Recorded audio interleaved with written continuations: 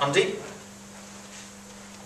Well, Laurent's team's activities are aiming very much at the consumer and the buyers, the retail and the restaurant end.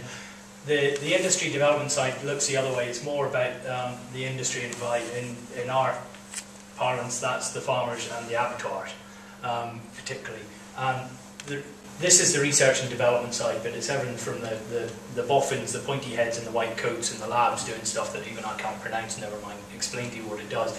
But it's the building blocks that end up 5 years down the line with a vaccine, or that come out with a new grassland varieties and stuff. So there's a pipeline of activity through from the very technical academic research right the way through to the practical on the ground stuff, the up the farm drives side of things, monitor farms, demonstrations, that sort of thing. In terms of the budget for it, the blue line again is the levy side, which has stayed fairly stable at about 900,000 over the past 4 or 5 years.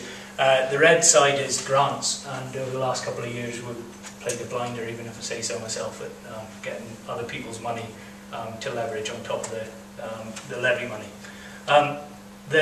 The grants have gone into 3 particular areas: pigs, monitor farms, and to the 5th Quarter project, which is an abattoir advisory service.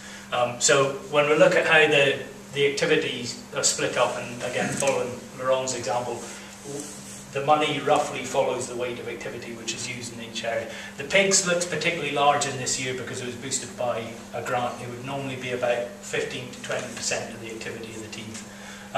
This is the monitor farm side, 13% and shrinking. The monitor farm program is growing, the amount of levy going into it is shrinking because the number of outside organisations and even commercial companies who are prepared to finance them are rising.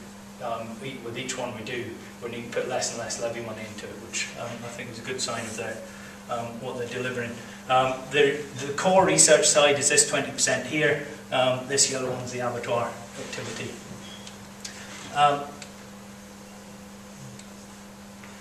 The research and development activities are guided very much by a committee of farmers and processors. When we took over the R&D responsibilities from the MLC about 5 or 6 years back, the fairly common complaint is that the academics are driving the agenda. So with the best of intentions, there are research teams all around the UK who have looked at something for 20 years and they just want, there's always the next question they want to answer. And they're very good at influencing the funding organisations, particularly government, to say that this is the top priority, this is where the funding should go. As far as the levy was concerned, we felt the top priority should be what the farmers and the processors thought the money should go. If that matched with what the academics wanted to do too, fantastic. If it doesn't, we felt that the farming view should trump it. So there's a committee of farmers and processors. Not name the member who's on the committee who's in the audience tonight, but they set a strategy for us which breaks into 6 broad areas, and there's a level of detail below this which really dictate to us the areas that they would like to see us concentrate the research activity in. On the farm side, pretty broad categories, but as I say, when you drill down a level below this, it gets a bit more specific, so it's not quite the open-ended book which it looks like. The weight of the research activity is very much focused on the farm end. The only exception to that on the processing side is tools to measure eating quality. That's probably the holy grail as far as the processing activity is concerned, is how do you, at line speed in an abattoir, give an accurate prediction of how a carcass is going to eat, because that then allows them to go straight back to the producer, identify the good from the not quite so good, both in terms of what they feed back to you, but also in terms of what they then go on to do with that product. To be able to know right at the beginning of the processing stage, to be able to know that that can go to this customer, that needs to go into that customer, it would be a fantastic value to them. So most of the processing activity focuses really on how we develop those tools. In terms of the activity that goes along within that, we've got 33 research projects on the go just now, ranging in size from the EU one's got a budget of about 10 million euros and 40 different organisations from all across Europe through to other ones which we just run ourselves. About half of them are, when we talk about collaborative, most of those are with the other regions of the UK. Most research is not competitive. So when the MLC got split up, there didn't seem to be an awful lot of sense in all going our own way and never speaking to each other again. So there's an awful lot of pooling of funds to fund research that's of collective interest to everybody.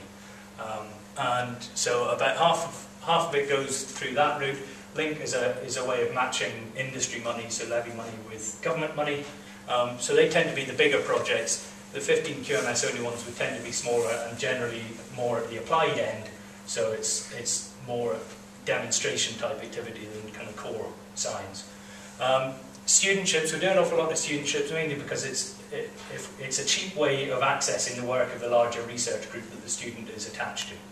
And the side benefit of it is that hopefully you end up with academics, a new generation of academics who at least understand the basics about the modern farming industry and the modern meat industry, and therefore are more able to steer their research in a way that's going to give relevant outputs to you rather than just what they think based on their own views.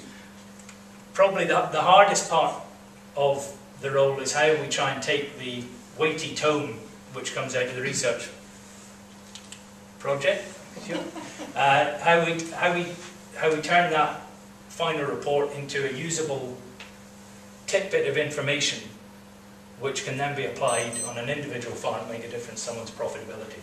Now, when you've got, most people are not coming down with spare time, labour's tight, and so sending out big 100-page reports for you all to digest is not a terribly practical way of doing it. It works for some audiences, and so we have a range of information and detail of information through from the R&D report is quite detailed, and it goes into quite a level of detail. Some people like this, and some people have that they like to know the underlying science behind the kind of tidbits of information. For others, it's shorter and to the point booklets like the Outwintering project. We've found DVDs and videos are quite an effective way of getting across messages, particularly showing case studies and, if you like, ways people are doing it well. But an awful lot of the use is made of the press, particularly the farming press, play a great role in getting the messages out.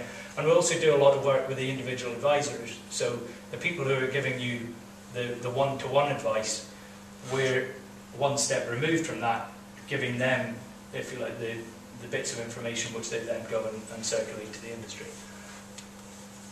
Monitor Focus Farms, hopefully most of you are familiar with. The Monitor Farms was a shameless rip-off from the New Zealand industry, worked very well there for about the last 15-20 years. They've been running here for about 6 years. We're now on to the 20th Monitor Farm. There's about 10 running at any one time, and the idea of it is it's concentrating on one single farm and having a discussion about the best ways to improve the performance on that farm, and the purpose of it is not just that farm that improves, it's the other 40 farmers who are at the meeting. And so the sites you see in the red ones are the Monitor Farm sites. The nearest one to here is the organic one up near Blair Athol. And then the pig sites got into it, so if there were any pig producers in the audience, a couple of pig Monitor farms started over this summer. At a more technically focused angle of what we call the focus farms, rather than taking the whole business approach, these are looking in more detail at a specific area of technical interest. The sheep focus farms have been looking at sheep breeding for about 3 or 4 years. I'll come back to those under the sheep strategy, and the grassland focus farms, as the name suggests, they started over the summer. A couple of those which we started on, are very much just trying to, if you like, revisit the best and most effective ways of using grass as the cheapest feed we have for effective livestock production.